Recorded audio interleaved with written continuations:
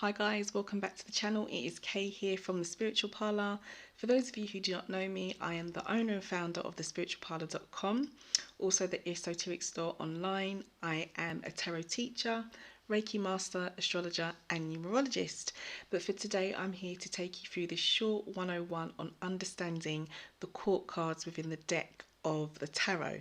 Now, I also want to say that I'm outside this evening. I've taken this recording outside because it is a wonderful, nice, warm evening. So if you hear nature sounds and so forth behind me, it is because I'm outside. So let's take a look. So for the purposes of this video, we're going to focus on the kings and the queens, and then we'll do the pages and the knights in the next lesson or the next video, just because I want to keep them short and sweet for you guys to digest in easy pieces for those of you who may come across this video. So to start with, our energy of the king and the queen, they are like two sides of the same coin, if you like. That's how I want you to think of them. And taking away what they can represent as people, their energy is about being teachers. They teach us about action, movement, they give us the advice, the guidance. They basically cover everything, because the energies of these two cards are that they've reached a level of maturity in the court cards. And I want you to remember that the king and the queen are equal. So the king is equal to the queen is equal to the king. The king is never above, the queen in terms of energy, what he represents. They're very much equal because they're the same, two different sides to the same coin, but their energies are different. So the king is more of a yang energy, so it's more masculine, it's more external, it's more dominating, it's what they call quote unquote positive. I don't like to use positive negative too much, but that's generally what they can call it. It's a representation of the sun, the logical mind, and it's more hard, and it's not so soft and floaty and receptive as the queen's energy, which is more yin. So here are our four court cards which represent the king, and we're going to go from left to right across the screen. So our first king is the King of Swords, and if you looked at the last video when I broke down the suits, you will know, or you might know from your own knowledge, that the sword suit is about challenge, yeah? It's the mental suit. It's about how we think and how we communicate. So when it comes to the court card of the king in this particular suit, he is a representation of that energy. Yes, how we communicate, how we think, the challenges. But what he upholds is truth, honesty, and being authentic. Yeah. So when we see the King of Swords, this can sometimes represent legal matters, things where honesty is needed. It's that kind of energy. It's more of an air energy, and he's a representation of the air signs. So Gemini, Aquarius, and Libra as well, if we were going to put this into people. But he is about truth and honesty, yeah, and legal matters. And in terms of people, because the court cards can represent people, this would be someone who is quite logical. It could be a male or female, I should say. But typically, if this is a female energy that comes up as the King of Swords, it's someone probably who's more masculine.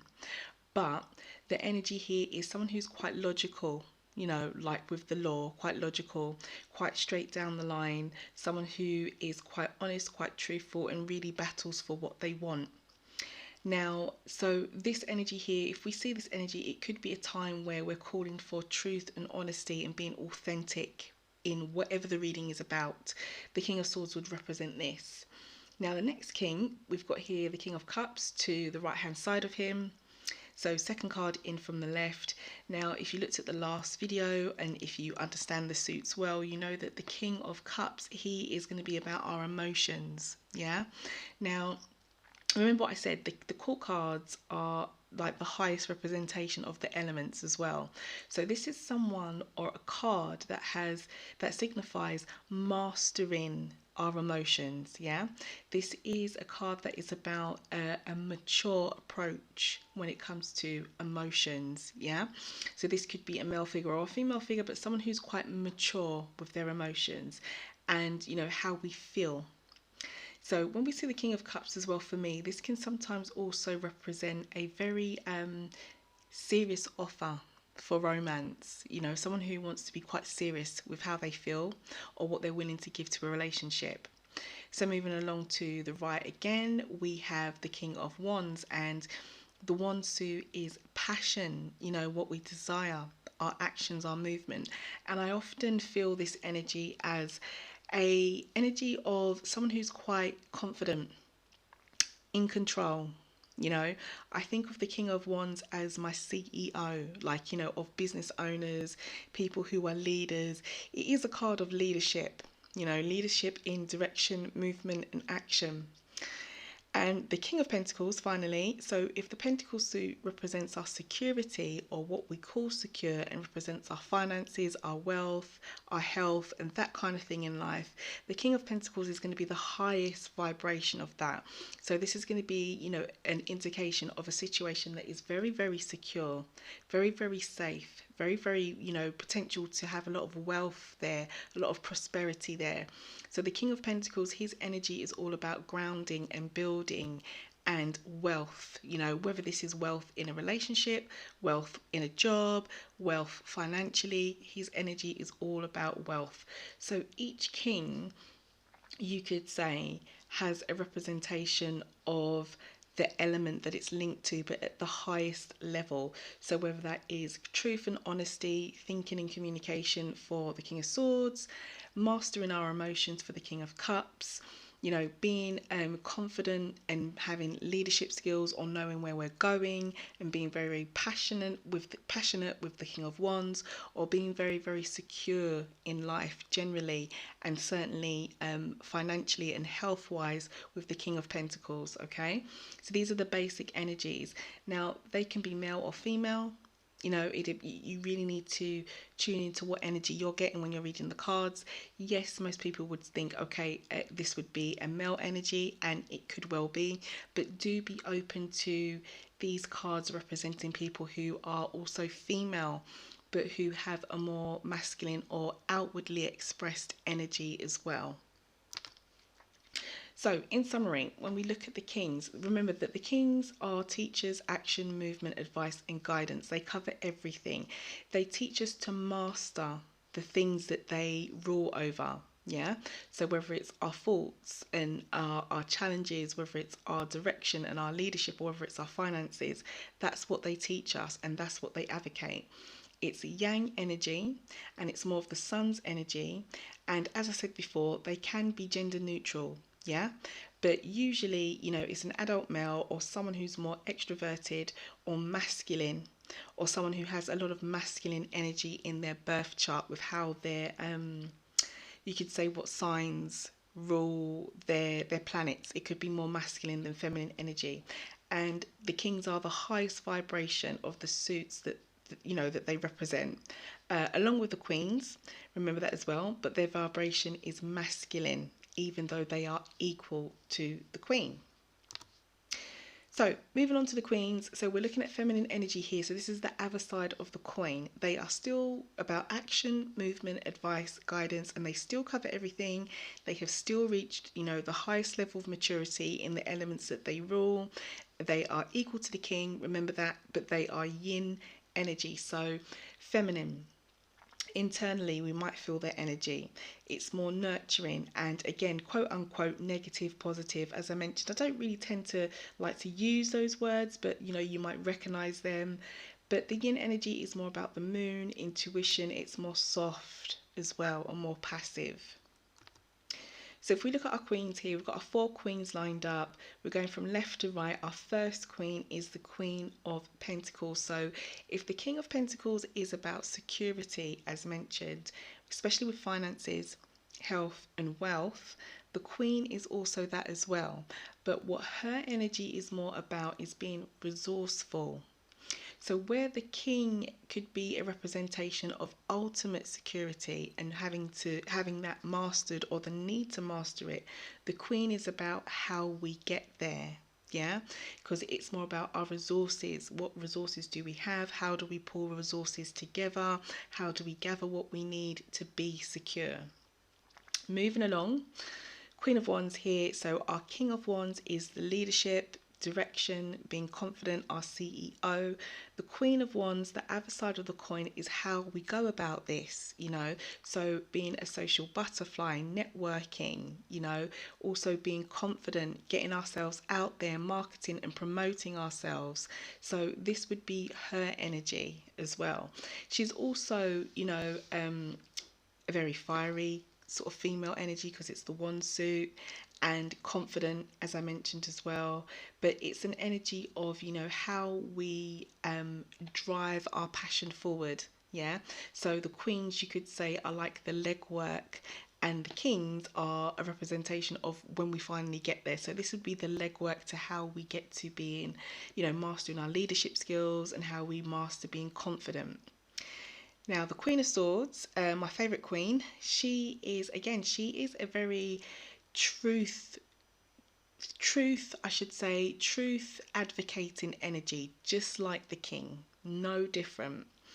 But with the Queen of Swords, she is more about how we, as I said, how we go about it, speaking up for ourselves, being very, very open and honest with what it is that we want, being sometimes quite cutthroat, like the Queen of Swords, using our intellect, using our intelligence, using what we know, using our brain power, is her kind of energy. She is a straight talker, and she will be open and honest with what it is that she wants, and how we're going to go about getting it and what she wants to do.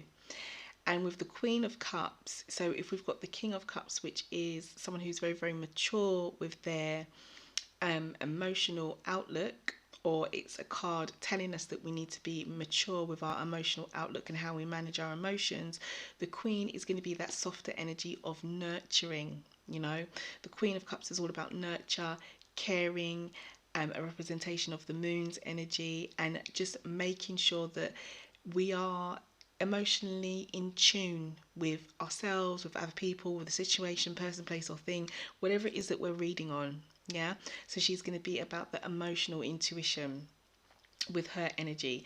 So the queens are the same representation as the kings, as you can probably see, but they are more about the practical side, about how we go about doing it, and the kings are, this is the representation once we've mastered it. So yeah, great energies again, great energies, very, very powerful. The queens can represent male people in our life, just like the kings can represent female people. But as mentioned, it's probably going to be a male who is probably more in touch with his feminine emotions or feminine side, or has a lot of feminine energy ruled in his birth chart, if it's a representation of a male, how they come through to you in a reading. So quick summary for the queens again. So they're still our teachers, our action, our movement, our advice, our guidance. They cover everything, just like the kings. They are like the move makers and shakers. Yeah, they will get things done using their energy. So the cards before, or I should say, yeah, the cards following the queens would be like the knights. Yeah, so if the knights suggest that we make an action where it goes king, queen, knight and page, so that the card following the queen would be the knight, I should say. If the knight suggests that we make a move or we take actions, the queen's energy will be the follow on, and will be the one to make sure that action is executed. Yeah, so they are the ones who make the moves, whereas the knights might show us what moves we need to make, the queens will make them, and the kings will give us an indication that we're there. Yeah, or this is what we need to aim for. So as mentioned, yin energy, the moon's energy, and they can be gender neutral as well, but generally they tend to be, or they should, most times they come through to me anyway, is like adult females. If I get a strong feeling that this is a male, even though the queen's showing, it's a man who's more probably not as masculine or extroverted. Yeah, but I do want you to be open to the fact that they can be quite gender neutral.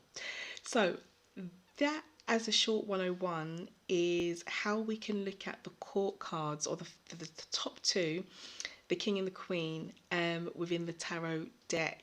Yeah, they are teachers, masters, show us about action movement, and they cover everything, and they always represent to the highest degree, you could say, the element that they are linked to, and or the suit that they're linked to. And what I would suggest is, if you want to, it could be quite wise for you to go back and watch last week's video, which I'll post down below, which will show you how you can really understand the suits a bit better. And each one of these will be a representation of an element or an area of life as well. So do check that video, which is down below, because this one is an extension of that or builds on it, so you can go back and look at the suits, and then you can get yourself familiar with the actual first two court cards. So that's it for this short video. So thanks for watching. Your like, share, subscribes, so forth.